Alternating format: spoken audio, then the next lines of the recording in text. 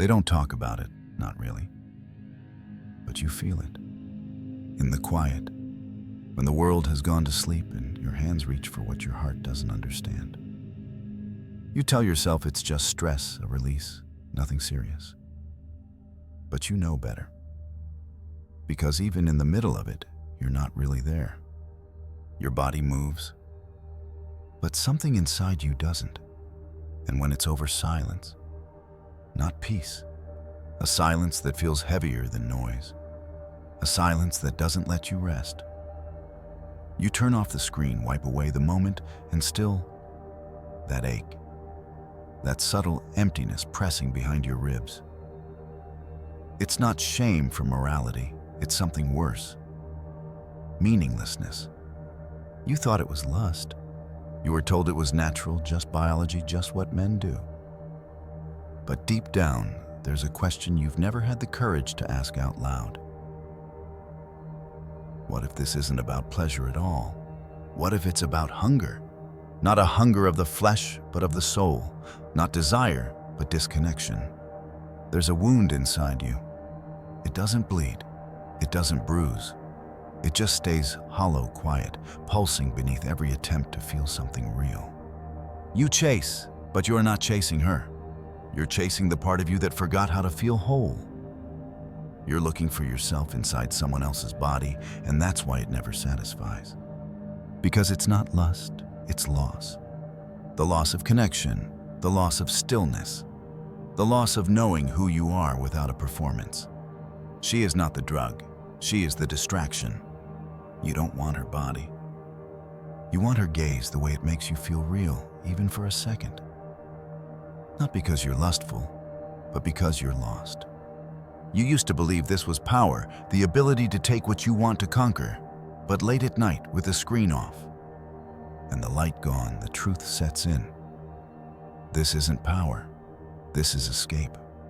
Carl Jung once said, "People will do anything, no matter how absurd, to avoid facing their own soul." This cycle of craving and collapsing, it's not about sin. It's about survival. You run toward lust to avoid running into yourself. And maybe you don't want to hear that, but you've already felt it. The ache before, the ache during, the ache after. A man who is whole does not chase. A man who is whole does not need proof. He does not scroll endlessly. He does not stare at the glow of a screen and mistake it for light. So what if you stopped reaching, stopped escaping, stopped lying to yourself? Would the silence kill you? Or would it finally show you what you've been avoiding all along? You don't need more content. You don't need more bodies. You need you. You. As you were before you were taught that tenderness was weakness. You. Before you started performing to be loved. There was a boy once, not loud, not broken, just soft.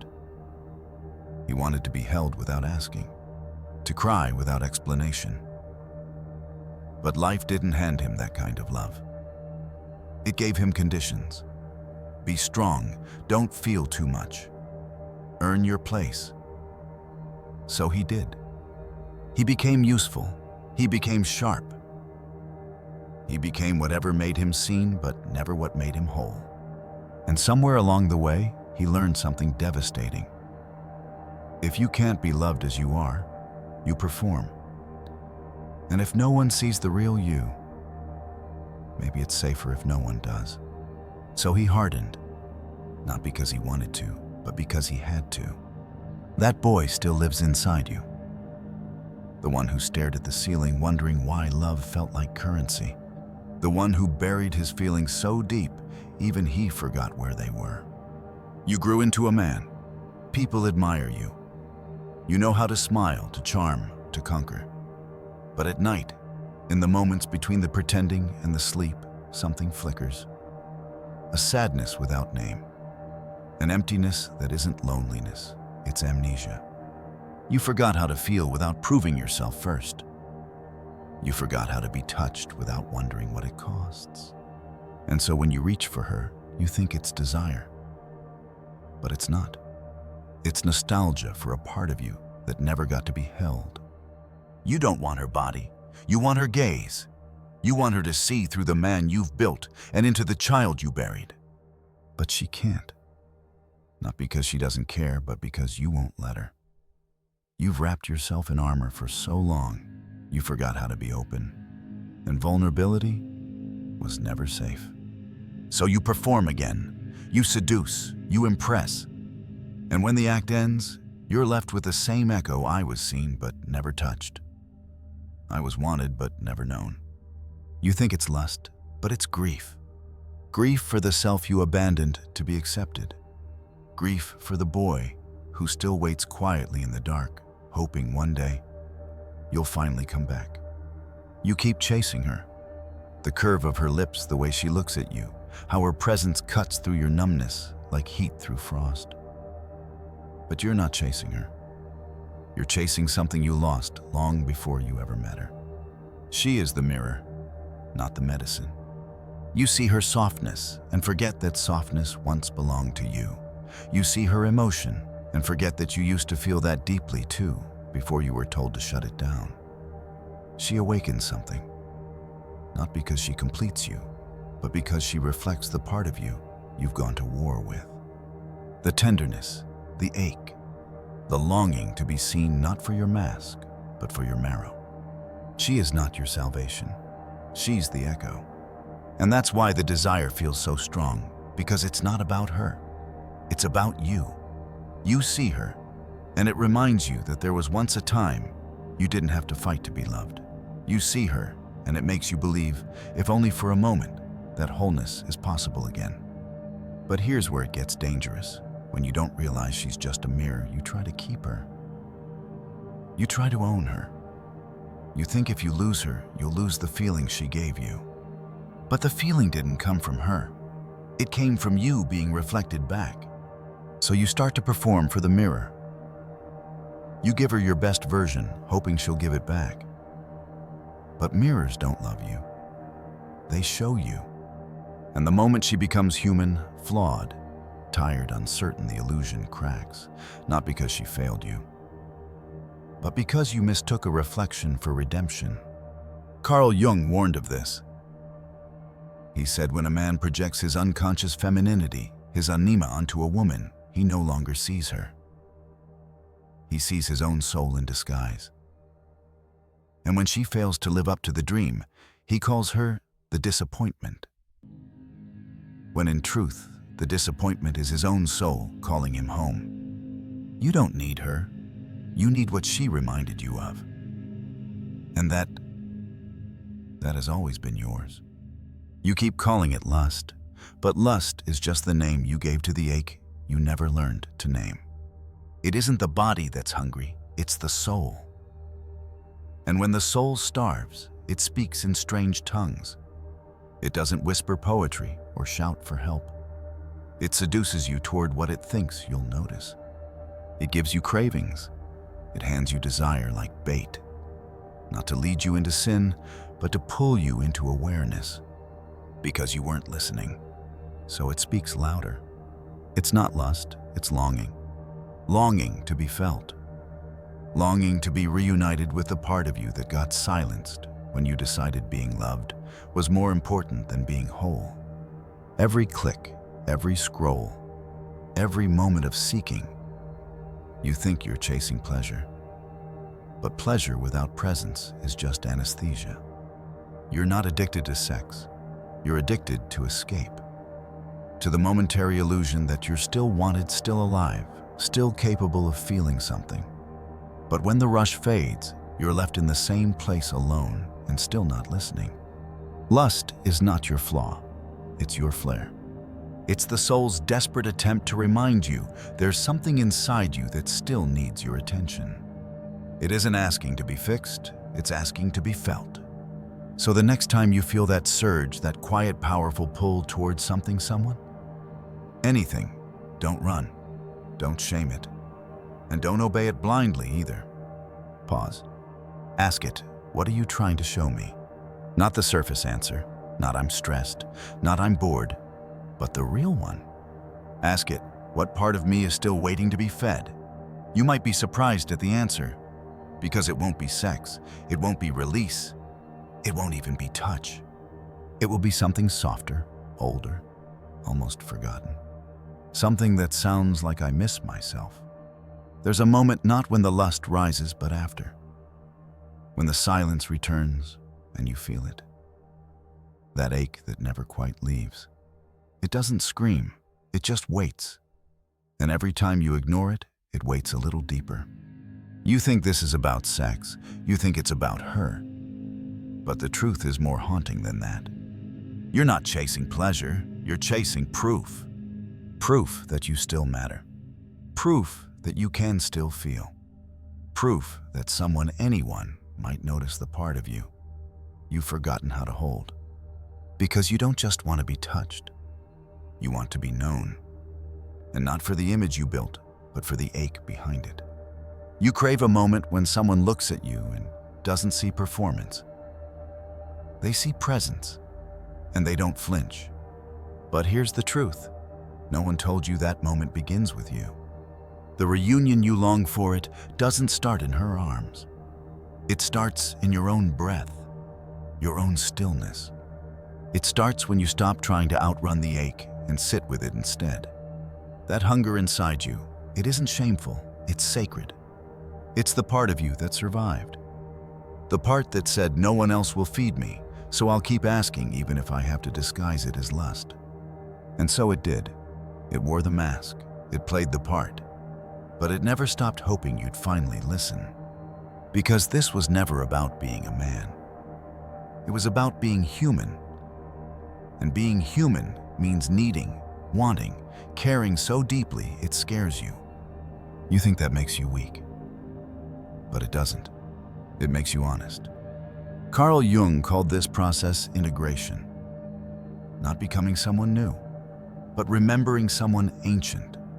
Someone buried beneath performance and pain. Someone who never needed to impress to be worthy of love. So if you feel the craving rising again, let it. Let it come. Let it speak. And instead of reaching for the screen, the scroll, the substitute, reach inward. Ask yourself, what is it I truly miss? And if you're quiet enough, brave enough, you'll hear the answer whisper back, I miss me. There is a part of you she reminds you of. But it isn't lust. It's not even love, not the kind you learned from movies and myths. It's recognition, a remembrance, like hearing a song you forgot you used to hum in childhood. You watch the way she moves fluid open, unapologetically feeling. And something stirs. Not in your body, but in your memory. You used to be like that, before the world told you to toughen up, before your softness became dangerous, before tears became shame and emotions became weakness. That part of you didn't die, it was buried. Carl Jung called it the anima, the inner feminine that lives within every man. Not feminine as in gender, but essence. The place in you where tenderness lives, where intuition whispers, where vulnerability isn't feared, it's honored. But because the world didn't make room for that softness in you, you rejected it. You traded it for control, certainty, logic, silence. You exiled your own heart in exchange for survival. And now, you seek her not to love her, but to touch what you once were. She becomes the portal, the mirror, the unspoken reminder. You still have this inside you. But mirrors don't hold you. They reflect you. And if you don't understand that you will confuse her for your wholeness and then punish her for failing to complete what was never her task. You'll call it passion. You'll call it chemistry. But really, it's projection, the unconscious plea to return to the parts of you that you forgot how to carry. And when she reveals that she's not your savior, that she is human flawed, real the fantasy shatters. But don't blame her for that. She never asked to carry the weight of your disconnection. She only reflected it. So the next time you feel captivated by her softness, pause. Not to possess her, but to ask, what in me is she reminding me of? And if you're willing to listen, you'll hear the answer rise from the quietest place in your chest, my softness, my feeling, my permission to be human again. You say you love her, but what you love is how she makes you forget. Forget the silence, forget the ache, forget that deep down, you still don't feel whole. You call it chemistry, but if you're honest, brutally honest, it's not her you're drawn to. It's the escape she offers. The way her eyes delay the ache. The way her presence fills the room that your own absence created. You're not in love, you're in projection. And the most dangerous thing about projection is that it feels like truth. You think she's the one, but she's not.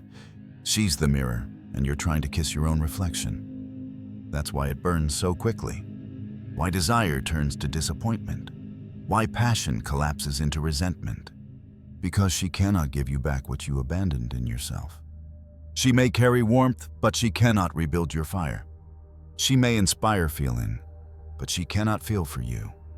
And when she reveals her limits, when she becomes real, you recoil. Not because she failed you, but because your illusion couldn't survive her humanity. Carl Jung warned about this. When a man hasn't faced his inner world, he turns women into fantasy. Not to love them, but to avoid loving himself. You begin to believe she is the source of your peace. That if you lose her, you'll fall apart. But the truth is, you already were. She just helped you forget. So here's the question that matters. If she left tomorrow, what would you be left with? If the answer terrifies you, you were never in love with her. You were in hiding from yourself, from your longing, from the wound that still whispers beneath your breath. You don't want her body, you want your soul back. And she was never meant to be the cure. She was just the mirror pointing you to the place in yourself still waiting to be reclaimed. You've spent years trying to outrun it. That ache, that pull, that voice that rises in the silence and won't shut up. But here's the truth. What you call lust is just your shadow, the part of you you've disowned. Learning how to scream. You buried him. You dressed him in silence. You called it discipline. You called it strength. But it wasn't strength. It was fracture. You performed your way through manhood. You became desirable, but never felt desired. You became needed, but never felt known.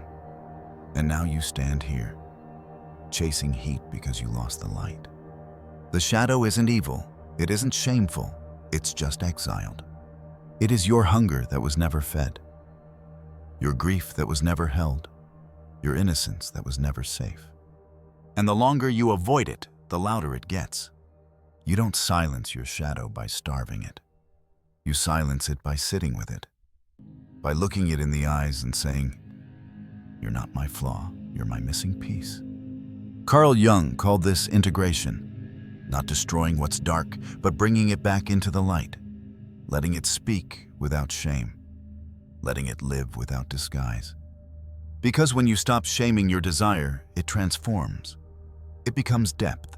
It becomes direction. You realize you were never addicted to the body. You were addicted to what the body helped you forget.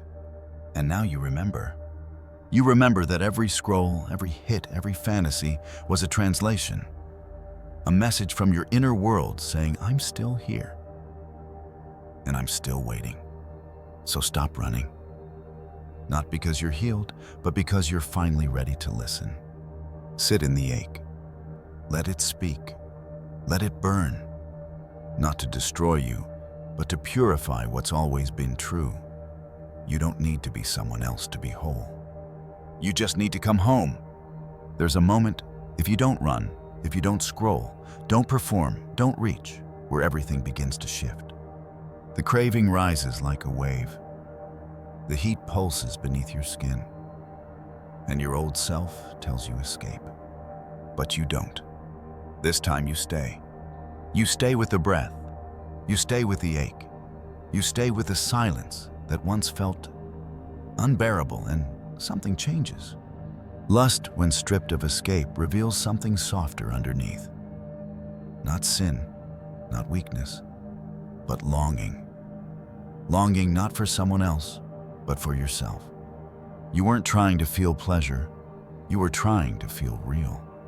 And here's the miracle. When you stop running, when you let the hunger be what it is, it transforms. The tension becomes tenderness. The ache becomes a compass. The urge becomes an invitation. Return, not to her, to you. Presence is your medicine, not control, not repression, not discipline disguised as denial. Real discipline is gentleness under fire. It's saying, I won't abandon myself this time. It's choosing to feel rather than flee, to breathe rather than numb, to listen rather than scroll. Carl Jung didn't tell us to destroy desire. He told us to see it clearly, to feel it all the way through until it led us home. And it does, if you let it. The craving isn't your enemy, it's your map. But you've been reading it upside down. You thought it pointed toward her. It never did. It pointed to the boy you left behind, the softness you buried, the soul you exiled for the illusion of strength. You don't heal by deleting lust. You heal by understanding it. And the deeper you go into presence, the more you realize. The answer was never to run. The answer was to remain. Stay with the pulse. Stay with the fire. Stay until it speaks not of escape, but of return. You thought it was her smile, her softness, the way she made the ache quiet even for a moment. You thought she was the answer, but she was never the answer. She was the mirror, and you weren't chasing her. You were chasing yourself, the part you buried, the part that felt, the part that once believed love didn't have to be earned. She reminded you of something. That's why it felt sacred. That's why you swore it was destiny. Because your soul finally saw its own reflection. And for the first time in a long time, it remembered what it meant to feel whole. But here's the truth. She cannot give you what you won't give yourself. She cannot feed the hunger you refuse to name. She cannot make you whole by holding the pieces you've never touched. And it's not her fault. It never was. You made her into a symbol. You worshipped what she awakened in you, but punished her when she couldn't keep it alive. She was never meant to carry that weight. No one is. So now you stand at a choice. Keep searching for her in everybody, every fantasy, every fleeting high. Or stop. Turn inward. Face the one who's been waiting behind every craving, the child, the shadow, the self. Not to conquer him, not to fix him, but to hold him. To say you don't have to perform anymore. You are enough without doing anything. That is where healing begins. Not in the climax, not in the chase, but in the stillness that says I don't need to run anymore. Lust was never your enemy.